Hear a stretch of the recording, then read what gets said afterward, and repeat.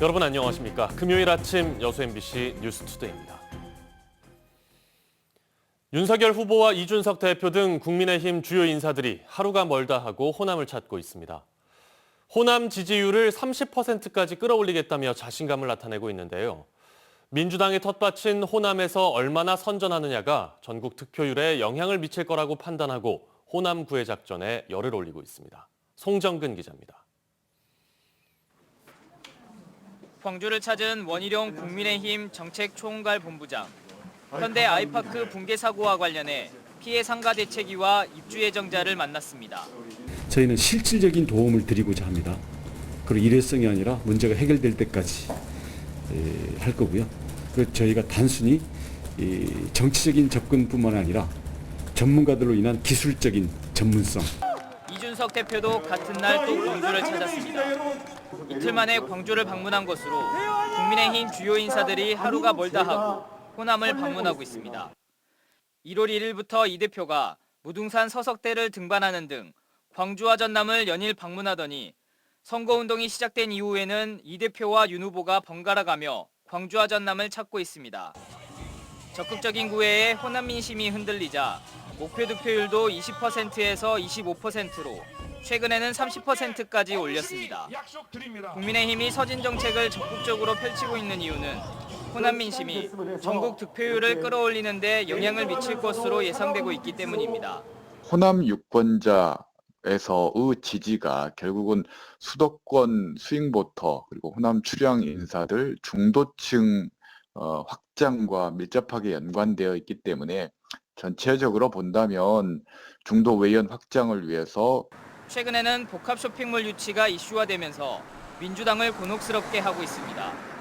민주당은 복합 쇼핑몰 공약을 국민의힘의 호남 갈라치기로 폄하했지만 청년 주부 유권자들의 호응을 얻고 있는 것으로 나타나면서 대응 방안을 찾느라 고심하고 있습니다.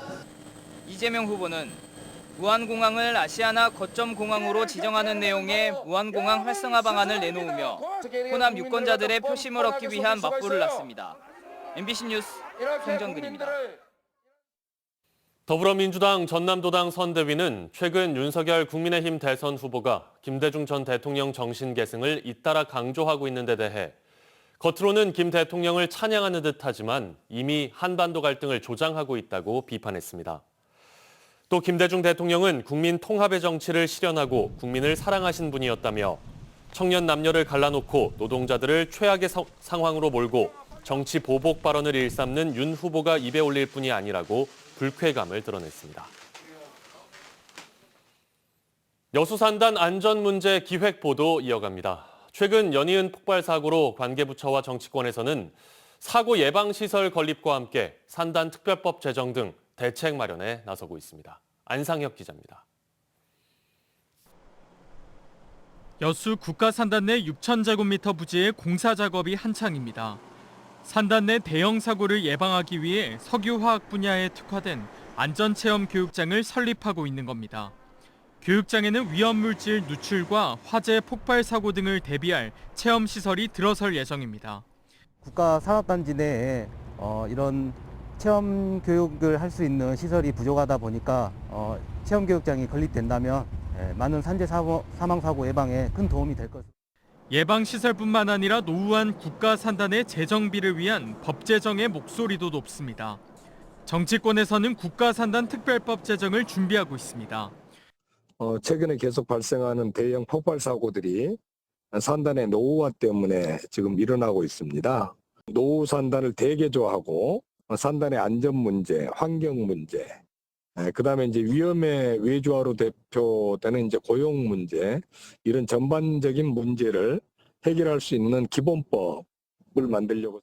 지역에서도 산단 특별법 제정을 촉구하고 있는 상황. 정부하고 국회에서 좀 특별법을 만들어가지고 안전한 산단을 좀 만들어달라는 취지에서 촉구 건의했습니다. 이 안전 인프라를 구축하기 위해서는 우리 정부에서 대대적으로 이게 대전환의 시대를 좀 화약고이자 노동자들의 무덤으로 불리는 산업단지. 산업 현장 최전선에서 일하는 노동자들이 더 이상 일하다 숨지지 않도록 제도 개선과 법 제정, 안전망 구축 등 대책 마련이 그 어느 때보다 절실합니다. MBC 뉴스 안상혁입니다. 순천시 도심개발사업부지에 고압 송전선로를 지중화하는 작업이 시작됐습니다. 순천시는 어제 해룡면과 왕조 1, 2동 주변 도심을 잇는 6km 구간에 고압 송전선로 지중화 사업 착공식을 갖고 내년 12월까지 송전탑 15기를 철거할 예정입니다. 순천시는 지중화 사업이 완료되면 도심권에 송전탑이 없는 도시로 쾌적하고 안전한 생태도시의 이미지를 갖추는 데 큰 도움이 될 것으로 기대하고 있습니다. 포스코 지주회사 출범을 앞두고 지역사회와의 상생과 발전이라는 대기업의 사회적 역할을 다해줄 것을 촉구하는 여론이 높아지고 있습니다. 광양 지역 상공인단체와 시의회에 이어 이제 시민사회단체까지 나서 한 목소리를 내고 있습니다. 김주희 기자가 보도합니다. 다음 달 2일 지주사 출범을 앞두고 있는 포스코의 핵심 거점 사업장인 포스코 광양제철소가 소재한 광양 지역에서는 지역 균형 발전을 위한 대기업의 강화된 지역 역할론을 요구하고 있습니다. 광양시 의회와 광양상인은 포스코가 지주사 전환을 추진하는 과정에서 지역사회와 소통이 크게 부족했던 점에 대해 먼저 아쉬움을 드러내고 있습니다. 특히 지역사회가 우려하고 있는 핵심은 지주사 출범에 따라 광양제철소가 자회사로 위상이 격하지 않을까 우려하는 분위기입니다.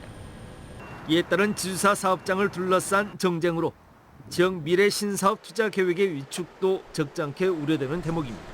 결정되는 사업적인 측면이나 이런 부분은 광양에서 지속적인 투자를 요청을 하는 우리 기업, 그래서 우리 광양 기업 경제가 조금 회복이 돼서 그래서 또 과연 그런 부분들이 우리 소상공인들이나 기업인들에게 도움이 되고 이런 부분에 대해서 저희들은 지속적인 요구를 하고 있는 겁니다. 포스코를 향한 지역사회와 상생 발전의 역할을 강조하는 지역 여론이 확산하고 있는 가운데 지역 시민사회단체들도 한 목소리를 내기 시작했습니다. 기업이 잘 돼야지 시민이 잘 살지 않겠습니까? 서로 상생하고 협력해서 우리 광양시가 발전하는데 또 시민들이 잘 사는데 포커스를 맞추는 것이 저희 시민사회 목표입니다. 이에 대해 포스코 측은 광양의 인력 유출이나 세수 감소는 없고 앞으로 그룹의 핵심 사업인 철강과 주요 신사업들에 대한 투자도 강화할 것을 다시 한번 약속했습니다. 그럼에도 불구하고 지역사회는 여전히 불합리한 구매, 계약제도 개선 등 지역사회와 상생협력을 위한 의지도 부족하고 진정성을 찾아보기도 어렵다는 입장이어서 지역 내 논란은 계속될 전망입니다. MBC 뉴스 김주입니다. 초등학교 2학년 아이들이 담임으로부터 단체 기합을 받고 한 아이는 반 아이들에게 폭행과 따돌림을 당했다는 소식 전해드렸는데요. 해당 학교는 이 같은 문제가 발생했던 것을 알게 된 초창기에 교육청에 신고조차 하지 않은 것으로 드러났습니다. 김한수 기자가 단독 취재했습니다. 전남 신안의 한 초등학교 2학년 A군이 반 친구들로부터 처음 폭행을 당한 것은 지난해 9월 10일. 이 같은 사실을 알게 된 A군 부모는 담임과 교장에게 연락했습니다. 교장은 학생이 피해를 입은 것이 맞다며 교사의 교육관을 지도하겠다고 했지만 담임 교체 요구는 거절했습니다. 담임을 대신 맡아줄 교사가 없다는 것이 이유였습니다. 그러면서 내부에서 문제를 해결하자며 A군 부모를 설득했습니다. 학교폭력 사실을 알게 되면 지체 없이 학교폭력 대책심의위에 통보하도록 한 신고 의무를 어긴 겁니다. 금지를 하면 바로 신고를 해야 되는 게 의무입니다. 그러는 사이 3주가 흘렀고 A군은 또다시 아이들에게 집단 폭행을 당했습니다. A군의 부모는 이번에는 학교가 아닌 교육청에 직접 신고를 했습니다. 이때도 교장은 학교 안에서 해결해 보자고 부모에게 문자 메시지를 보냈습니다. 신고도 보고도 하고 할 수 있겠는데 이것을 학교 내에서 교육적인 조치로 해서 신안교육지원청은 며칠 뒤 상담 지원사를 배정하고 담임도 교체했습니다. 한편 교육청은 2달 동안 학교폭력 대책 심의를 한 결과 아이들에 의한 학교폭력과 담임에 의한 아동학대가 있었다고 판단했습니다. 그러나 해당 교사는 학교에 그대로 남아 있었습니다. 이에 대해 학교 측은 두 번째 학교폭력이 발생했을 때는 정상적으로 교육청에 보고를 했고 다만 경찰 조사가 끝나지 않아 분리조치와 담임 업무 배제 이해의 조치는 할 수 없다고 해명했습니다. 아동학대 지금 보기 어려운데 신안교육지원청 아동학대로 판단을 했는데 결정이 제대로 안 났다는 얘기예요. 경찰서에서. 아동학대가 맞다면서도 교사 징계 등 후속 조치를 취하지 않은 교육당국. 신고 접수 4개월이 지났지만 아직도 수사를 하고 있는 경찰. 부모는 결국 A군같이 피해를 입는 아이들이 없도록 철저한 조사를 해달라며 청와대에 국민청원을 올렸습니다. MBC 뉴스 김한수입니다. 전남교육청이 교직원들에게 출산 축하금을 지급하기로 했습니다. 전남교육청은 올해부터 출생 등록 후 전남에서 1년 이상 거주한 교직원의 경우 첫째 아이에게 100만 원, 둘째 아이 150만 원, 셋째 이상은 200만 원의 출산 축하금을 지급합니다. 또 현재 만 50세 교직원에게 지급하는 건강검진비를 만 40세 이상으로 확대해 매년 최대 20만 원을 지원할 예정입니다. 전남 지역 시민단체와 노동단체가 CJ 대한통운의 무책임한 대화 거부와 관련해 정부가 직접 중재할 것을 촉구했습니다. 전남시민단체연대회의와 전남진보연대 등 90개 단체는 어제 여수시청에서 기자회견을 갖고 이같이 밝혔습니다.